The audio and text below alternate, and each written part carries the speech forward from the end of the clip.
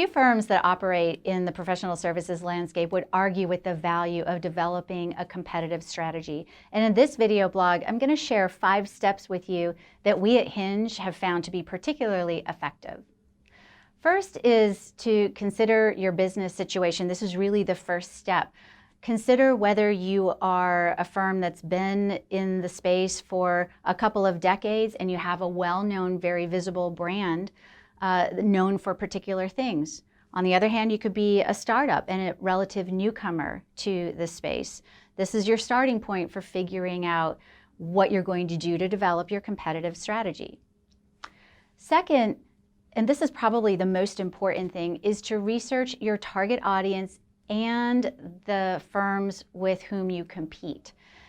It's important to do this because it helps you understand 2 things. One is, how is your target audience learning, buying, and making decisions when they're looking for a firm like you? And 2, what does your target audience experience when they're out there looking for firms like you? Those are your competitors.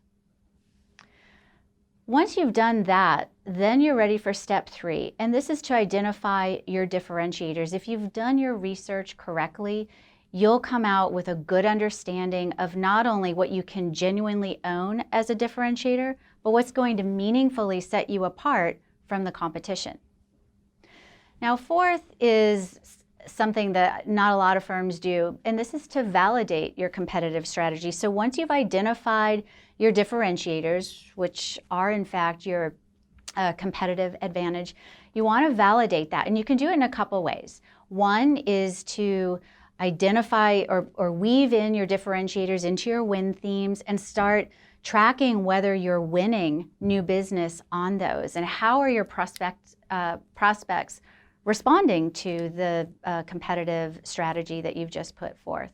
Another way that you can validate is through formal research.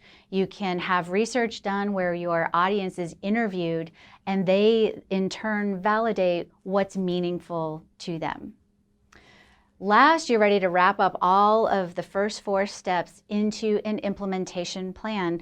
What of your competitive strategy that you've developed, what does it say about the techniques that you should be using to bring visibility? What tools might you need with what kind of budget? And what kind of skills do you need on board to implement this? Now, if you'd like to find out more about how to develop a competitive strategy and the steps you should take, I encourage you to check out the course we developed in Hinge University called The Visible Firm. Hope to see you there.